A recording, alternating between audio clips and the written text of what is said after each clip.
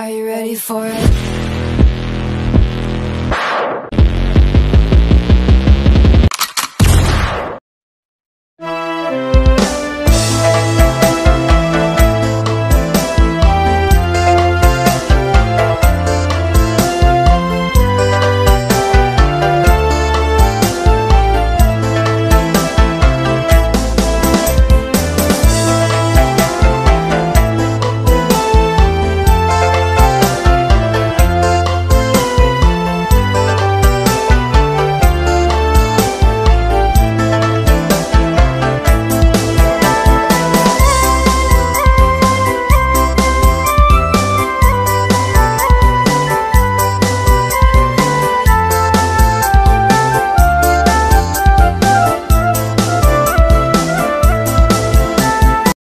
Assalamualaikum warahmatullahi wabarakatuh.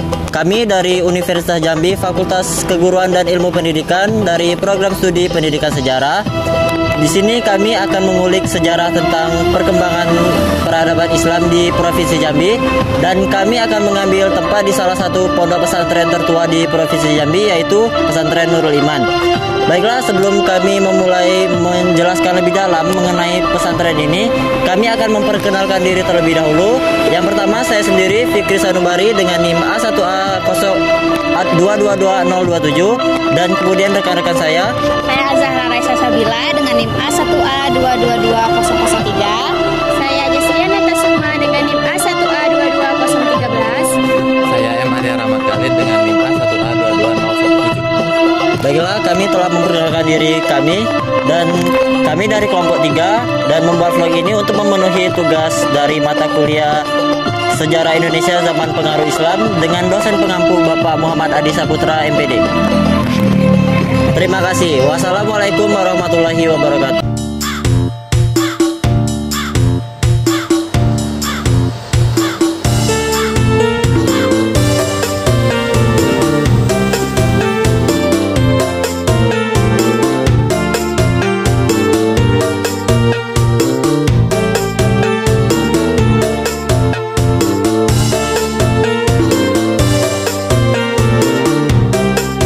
Assalamualaikum warahmatullahi wabarakatuh. Waalaikumsalam warahmatullahi wabarakatuh.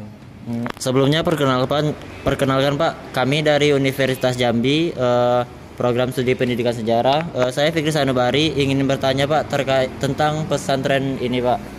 Pertanyaan pertama dari saya, bagaimana sejarah awal berdirinya pesantren Nurul Iman dan kapan didirikan dan siapa saja pendirinya Pak? Oke, sebelum saya menjelaskan awal berdirinya daripada pondok pesantren Nurul Iman ini, jadi saya ingin menjelaskan sebelum kejadian berdirinya, yaitu pertama dulu ada namanya Kiai Haji Abdul Majid, yaitu guru daripada pendiri pondok pesantren Nurul Iman yang bernama Kiai Haji Abdul Majid tadi, yang bernama anak muridnya bernama Kiai Haji Ibrahim bin Abdul Majid, yaitu bapaknya sendiri. Jadi Kiai Haji Abdul Majid ini mengajar di Langgar Putih di Ulu Gedong. Kemudian dia mempunyai 4 anak murid, yaitu Kiai Haji Ibrahim anaknya, kemudian Kiai Haji Abdul Somad, kemudian Kiai Haji Ahmad bin Abdul Syakur, kemudian Kiai Haji Usman bin Ali. Jadi 4 orang ini berguru sama Kiai Haji Abdul Majid. Kemudian tidak lama kemudian Kiai Haji Abdul Majid mengajak anak-anak muridnya ini berguru, yaitu pergi ke Mekah. Mekah Al-Mukarramah. Setelah berguru, Kiai Haji Abdul Majid pun ikut. Tak lama kemudian akhirnya 4 anak muridnya ini kembali ke Jambi. Kemudian mendirikanlah pondok pesantren yang sudah dirundingnya oleh bersama guru-gurunya tadi. Jadi yang pertama yang didirikan pertama sekali yaitu Nurul Iman. Berdirinya Nurul Iman ini tidak langsung begini bangunannya. Mula-mula bangunnya terbuat dari bambu atau buluh. Biasanya karena belum ada arsitek. Tak lama kemudian maka ada arsitek dari Arab Melayu yang bernama Sayyid As-Segab kalau salah namanya ya. Sayyid apa lupa saya namanya. Dia adalah arsitek. Kemudian dibangunlah Madrasah Nurul Iman ini berdasarkan arsitek, yaitu yang sudah tergambar kan. Jadi terbuat dari kayu bulian semua pada waktu itu. Mulai berdirinya tahun 1915. nama pondok pesantrennya Nurul Iman. Itu yang dulu berdiri kan. Tapi sebelumnya dia sudah mempunyai rencana tempat-tempatnya, bahwa pertama yang didirikannya Nurul Iman, ya tak? Jadi kalau lihat di sini, pertama Nurul Islam sebenarnya, kemudian Saadatul Darain Nurul Iman. Jadi dari seberang ini mulainya dari sana kan, dari ujung sampai ke sana. Jadi kalau dilihat pertama Nurul Islam, kenapa? Karena orang yang namanya manusia ini diislamkan dulu, sudah mantap keislamannya, barulah Nurul Islam, artinya cahaya keislaman. Nah, kemudian kembali lagi ke sini, Nurul Iman, sudah mantap ke cahaya keislamannya, baru cahaya keimanan. Nah, kalau sudah mantap cahaya keimanannya, insya Allah akan mantaplah dua kehidupan, dia akan mendapatkan dua kebahagiaan di dunia dan di akhirat. Itulah namanya Saadatul Darain, dua kebahagiaan artinya. Dan kalau sudah mendapatkan dua kebahagiaan, sudah tentu dia akan mendapatkan permata, yaitu nama pondok pesantrennya yang paling ujung, yaitu Al-Jauharin. Nah, begitu sejarah. Dan yang paling berdiri, walaupun Nurul Islam itu dikatakan paling ujung, tapi ini tetap lebih dahulu kan. Kalau ini namanya Kiai Haji Ibrahim bin Abdul Majid, nama pendiri pondok pesantren Nurul Iman ini, yaitu pondok pesantren yang tertua di Provinsi Jambi. Terima kasih. Pertanyaan selanjutnya Pak, siapa sajakah pemimpin pesantren Nurul Iman ini sejak pertama kali didirikan sampai saat ini? Kemudian bagaimana kemajuan yang telah dicapai? Kalau pertama Kiai Haji Ibrahim bin Abdul Majid, kemudian lagi Kiai Haji Kiai Haji Ja'far, yaitu bapaknya gubernur. Ada lagi sejarah Kiai Haji Ja'far itu bapaknya Gubernur Abdurrahman Sayuti. Dia itu adalah kalau dulu orang bilangnya guru hop itu artinya tukang nikahin orang. Kemudian lagi Kiai Haji yang terakhir Kiai Haji Saman, Kiai Haji Muhammad Saman, itu adalah pemimpin pondok pesantren Nurul Iman paling lama pada waktu itu. Termasuk juga ada namanya Guru Abdul Qadir bin Ibrahim, yaitu anaknya yang mendirikan pondok pesantren As'ad. Dia kalau dalam sejarahnya pernah dikatakan pernah juga memimpin pondok pesantren Nurul Iman dalam usia yang muda, tapi tidak lama kan. Itu diantaranya. Kemudian bagaimana peran dan pengaruh pesantren Nurul Iman ini bagi perkembangan pendidikan Islam di Provinsi Jambi ini, Pak? Kalau peran dan pengaruhnya. Jadi pengaruh pondok pesantren Nurul Iman ini sangat kuat. Karena apa? Karena pondok pesantren tertua di Provinsi Jambi yang sudah banyak melahirkan para kiai-kiai, para ulama-ulama, dan setelah orang-orang yang tamat dari sini kemudian dia kembali ke kampungnya, maka di kampungnya pun orang-orang tersebut menjadi kiai, kemudian dia pun ada yang mendirikan pondok pesantren juga, atau kalaupun tidak dia mendirikan masjid. Di dalam masjid itu pun kadang dia membuat pendidikan atau membentuk pendidikan, sehingga sudah tersebar di seluruh Sumatera, bahkan ada sampai ke Malaysia, Singapura. Kalau di Kalimantan pun ada juga sejarahnya, tapi yang terkenal lagi yaitu untuk Provinsi Jambi sudah merata. Untuk di kabupaten kayak Merangin, Sarolangun, Bangko, Bungo, Tebo, dan banyak lagi lainnya.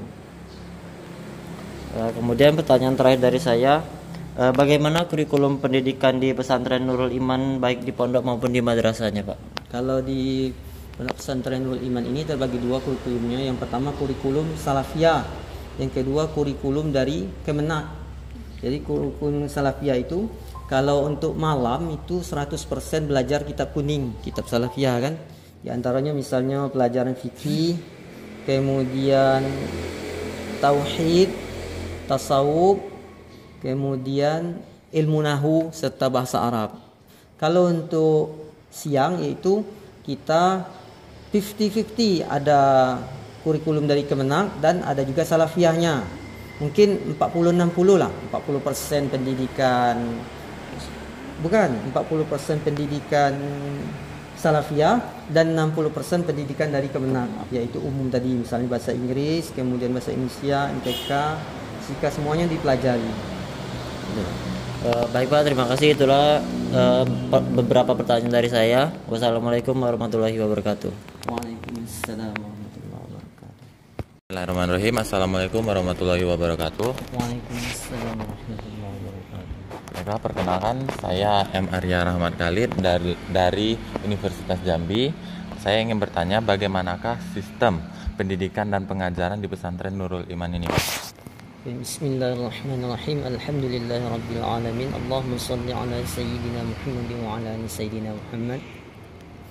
Jadi perkembangan pengajaran di Pondok Pesantren Nurul Iman yaitu kalau dilihat dari mulai pendidikan Pesantren Nurul Iman baru mulai berdiri itu sekitar 600 orang, yaitu termasuk jumlah yang sangat besar pada waktu itu dibandingkan dengan pondok-pondok pesantren yang ada di Indonesia bahkan. Karena apa? Karena jumlah penduduk kota seberang pun lebih dikit daripada itu. Kalau dibandingkan dengan jumlah penduduk yang ada di Ulu Gedong ini mungkin imbang atau masih banyak siswa atau santri yang ada di Nurul Iman ini. Kemudian juga di sini dulu tidak ada yang namanya santri perempuan, semuanya laki-laki.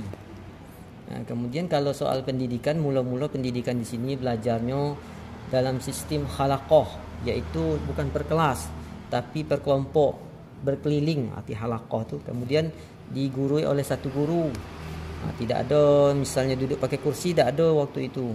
Jadi sistem pendidikannya pun belajarnya yaitu kitab-kitab yang ada yang sudah diajarkan oleh para ulama-ulama terdahulu. Misalnya ketika ada namanya kitab fikih, belajar fikih, kitab yang paling mendasar yaitu kitab Safinatun Najah, kemudian belajar tauhid, kemudian pelajarannya ada lagi nahwu shorof, bahasa Arab, kemudian tauhid sudah ya, belajar ilmu arud, dan banyak lagi pelajaran-pelajaran yang dikembangkan oleh ulama-ulama Jambi seberang pada waktu itu.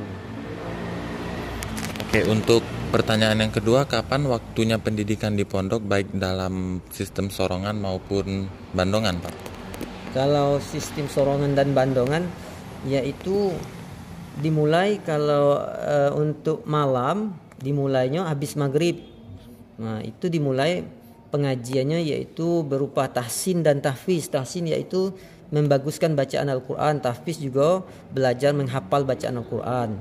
Kemudian setelah sholat isya, dilanjutkan sholat isya bersama, baru belajar kitab-kitab salafiyah seperti yang saya sebutkan tadi, yaitu kitab-kitab misalnya belajar fikih. Intinya semuanya yang pelajari yaitu pelajaran agama atau pelajaran salafiyah. Kalau sistem pendidikan pagi, kalau yang dulu juga sama begitu, tidak ada yang namanya belajar umum bahasa Inggris pun tidak ada. Jadi pas pagi pun ingin melanjutkan pelajaran-pelajaran yang tadi malam lah. Itu untuk dulu, untuk baru mulai berdirinya pondok pesantren Nurul Iman ini. Itu pun lama mulai adanya pendidikan yang namanya belajar umum atau dari yang kemenang tadi. Lama itu kira-kira tahun-tahun 85-an lah baru mulai ada. Dan yang paling ramai itu yaitu waktu berdirinya nih anu, kira-kira 600 orang. Terima kasih. Untuk pertanyaan yang terakhir, jika pendidikan di pesantren waktunya yang Bapak sebutkan tadi, bagaimana pendidikan yang ada di madrasah, kapan waktunya dan bagaimana metode pengajaran tersebut? Pendidikan di madrasah yaitu di sini ada ada 3. Yang pertama ada namanya madrasah ibtidaiyah, yaitu untuk anak-anak yang sore. Kemudian MTS, madrasah sanawiyah, dan yang ketiga aliyah. Jadi kalau metodenya mulai dari ibtidaiyah itu seperti SD lah, tapi pelajaran agama, misalnya belajar dasar, mulai belajar Iqra, kemudian belajar fikih juga ada, tapi hal-hal yang sangat mendasar, misalnya bagaimana belajar membaca solat, mulai dari bacaan niatnya, kemudian takbiratul ihram. Intinya pelajaran-pelajaran secara syariat dulu yang mendasar. Itu juga pelajaran yang lainnya yang sangat mendasar dulu diajarkan kepada anak-anak untuk tingkatan ibtidaiyah, atau itu setara dengan SD. Kemudian ada lagi namanya sanawiyah atau MTS kan. Itu juga kitabnya mulai dari mendasarnya, yaitu kalau fikih tadi seperti yang saya katakan, yaitu orang-orang yang sudah bisa membaca, kemudian diajarkan kitab-kitab yang dasar juga. Kalau tadi itu kitab dasarnya kitab membaca dulu kan. Nah, jadi di situ diajarkan juga misalnya kitab-kitab Safinatun Najah tadi. Kemudian hadisnya hadis Arba'in. Kemudian pas di tingkatan yang agak tinggi yaitu tingkatan aliyah itu agak tinggi lagi juga kitabnya. Misalnya belajar hadis Bulughul Maram, kitabnya kitab Fathul Qorib, fikihnya, kemudian belajar nahwu sorobnya juga tingkatannya lebih tinggi lagi. Itu saja, mungkin itu saja yang dapat saya tanyakan kepada Bapak. Saya ucapkan terima kasih. Wassalamualaikum warahmatullahi wabarakatuh.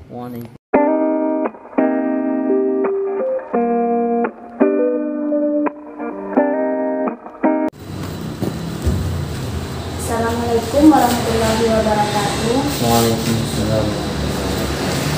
Perkenalkan Pak, saya juga salah satu dari kelompok yang tadi yang bernama Destina Tersuma. Nah, di sini saya akan bertanya tentang sebagai kan pondok pesantren pasti memerlukan pemimpin Pak, yang mendirikan. Jadi itu selain sebagai pemimpin pesantren, peran apa saja yang dijalankan oleh sang kiai? Di antaranya peran sebagai seorang kiai itu dia menjalankan bagaimana supaya yang namanya anak didiknya itu yang lebih utamakannya yaitu akhlakul karimah dan adab. Jadi di antaranya bagaimana dia supaya anak muridnya menjadi anak yang berakhlak dan berakhlakul karimah serta beradab. Di antaranya dia pun harus mencerminkan pribadi yang berakhlakul karimah serta beradab. Kenapa? Karena di dalam hadis Nabi itu al-adabu fawqal ilmu, yaitu adab itu lebih tinggi daripada ilmu. Jadi tidak ada gunanya kalau kita ilmu tinggi kemudian tidak beradab. Kemudian kalau dilihat lagi yang namanya pimpinan pondok pesantren itu memang dia pengorbanannya tuh jauh lebih kuat atau lebih dahsyat daripada guru-gurunya. Kenapa? Karena dia adalah seorang pimpinan.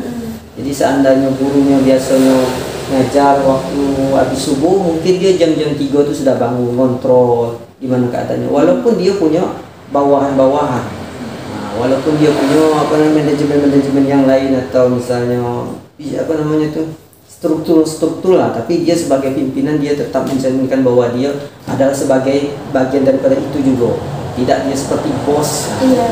Bijaksana luar biasa. Berarti adab tuh sangat lebih diutamakan Pak daripada betul ilmu. Sekali ya. Karena apa? Karena yang namanya iblis ilmunya lebih tinggi daripada para ulama, para kiai, dan lebih tinggi daripada malaikat. Nah itu kalau nak dibandingkan ilmu kan, maka di sini dipentingkan lagi yaitu adab dan akhlakul karimah.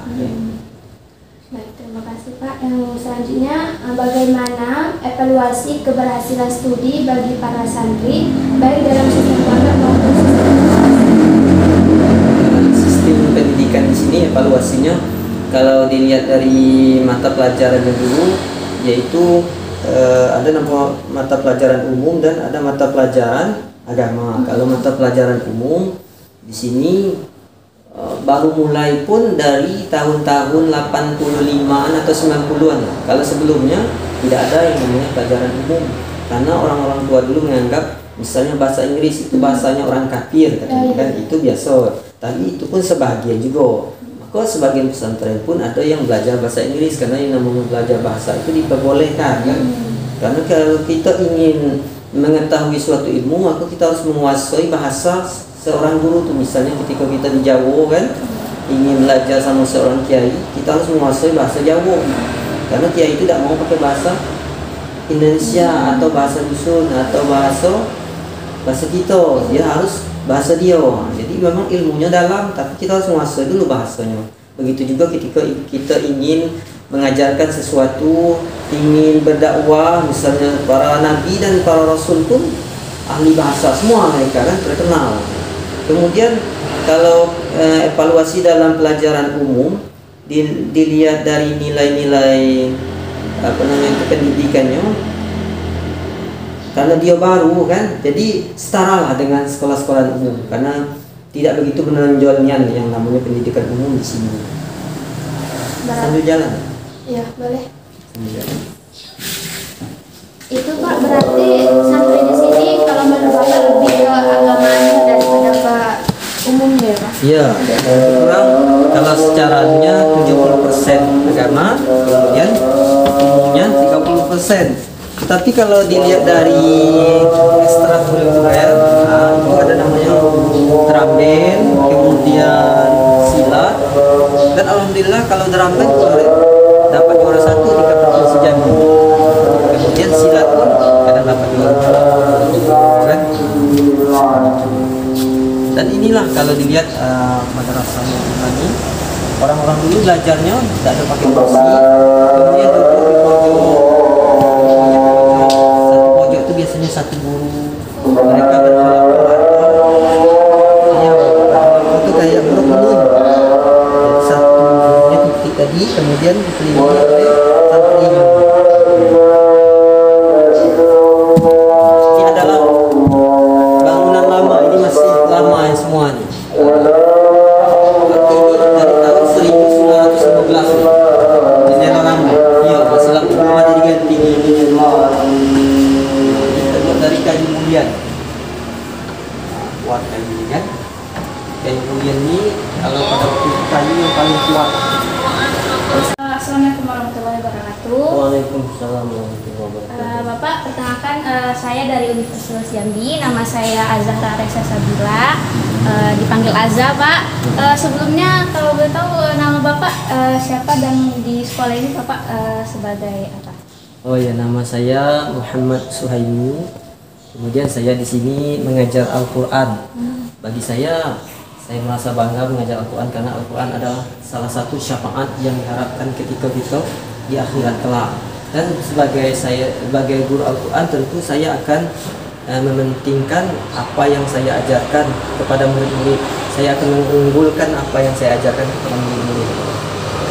Saya pun tidak merendahkan pelajaran-pelajaran yang lain karena masing-masing guru mempunyai visi dan misi daripada bidang studi yang diajarkannya. Ini di antaranya belajar Al-Quran. Kalau malam habis maghrib biasanya semuanya belajar dulu, belajar Al-Quran. Kemudian kalau di pagi hari juga ada belajar Al-Quran, tapi ada per jamnya kan ditentukan di kelasnya seperti sekolah-sekolah lain. Terima kasih kepada Bapak sudah sedikit menjelaskan tentang nama Bapak dan Bapak sebagai apa di sekolah ini. Saya izin bertanya Pak, ini Pak, tentang bagaimanakah pendapat komunitas pesantren tentang modernisasi atau kemajuan ilmu pengetahuan dan teknologi? Jadi semua pesantren termasuk juga Nurul Iman, dia mengikuti kemajuan daripada teknologi dan kemajuan daripada semua bidang studi pelajaran, dan dengan tidak dengan filter, yaitu dilihat juga apa yang baik. Kemudian kalau yang tidak baik tentu tidak diajarkan. Yang baik-baik misalnya dalam hal teknologi seperti komputer, di sini juga ada belajar komputer, kemudian belajar ekstrakurikuler misalnya silat, drum band dan sebagainya. Di sekolah kami pun mengikuti pelajaran yang demikian. Misalnya yang tidak baik, misalnya belajar nari, pakai pakaian yang agak modern, pakai rok pendekan, di sini tidak ada gitu kan. Itu kan namanya pelajaran yang modern. Sudah duniawi, tidak ada di sini kan. Nah, kalaupun misalnya ada kegiatan, bukan kegiatan, kayak kemarin ada expo, yaitu pertandingan model. Modelnya pakai busana muslim semua kan, yang perempuan semua, yang nilainya laki-laki pun, laki-laki tidak ada. Kebetulan yang namanya model kemarin untuk perempuan semua. Selanjutnya Pak, bagaimanakah seharusnya sikap pesantren tradisional dalam era modernisasi ini? Sikapnya ya seperti yang saya jelaskan tadi, mengikuti perkembangan yang ada di zaman maju ini, yaitu global. Ingin mengubah bagaimana bisa imbang, dia tidak ketinggalan pendidikannya, kemudian sehingga tamatan daripada ini, dia ketika berada di masyarakat dia tidak begitu nampak kuno gitu kan. Jadi apa yang orang-orang umum tahu dia juga tahu. Itu dia. Dan menurut Bapak, di manakah letak keunggulan sistem pendidikan pesantren ini dibandingkan sekolah umum lainnya? Yang jelas kalau yang namanya pondok pesantren dimanapun, termasuklah Nurul Iman, letak keunggulannya yaitu di kitab kuning. Kalau dalam ilmu, kalau dalam hal yang lain diantaranya yang seperti saya sebutkan di bawah tadi, yaitu adab dan akhlakul karimah. Misalnya anak santri ketika keluar dari rumah tentu pakai, yang perempuannya pakai jilbab, kemudian pakai intinya menutup aurat. Begitu juga yang laki-lakinya, dia tidak akan keluar rumah pakai celana di atas lutut, dia akan pakai celana di bawah lutut, kemudian menutupi pusatnya di antara kemudian. Itu bedanya dengan anak-anak yang berada di sekolah umum. Kemudian anak pesantren pun tidak ada kayak anak-anak sekolah umum, misalnya pas tamatan sekolah, acara coret-coretan baju gitu kan, kemudian kompoyan antara laki-laki sama perempuan, boncengan, itu tidak ada kan, itu beda. Jadi kalau saat lulusan itu biasanya dirayakan seperti apa Pak? Dirayakan biasa-biasa aja, kadang kumpul di sini. Nah, jadi intinya macam mana sesuatu itu tidak mendatangkan mudarat. Kalau jalan-jalan malam-malam kompoin kan menjadi mudarat. Kemudian akhlak tetap terjaga, intinya begitu. Kadang makan-makan, kadang kan. Kemudian kadang diisi dengan kegiatan lomba itu. Baik Pak, terima kasih Pak atas Iya, waktunya sama-sama. Bapak. Saya akhiri, assalamualaikum warahmatullahi wabarakatuh. Waalaikumsalam.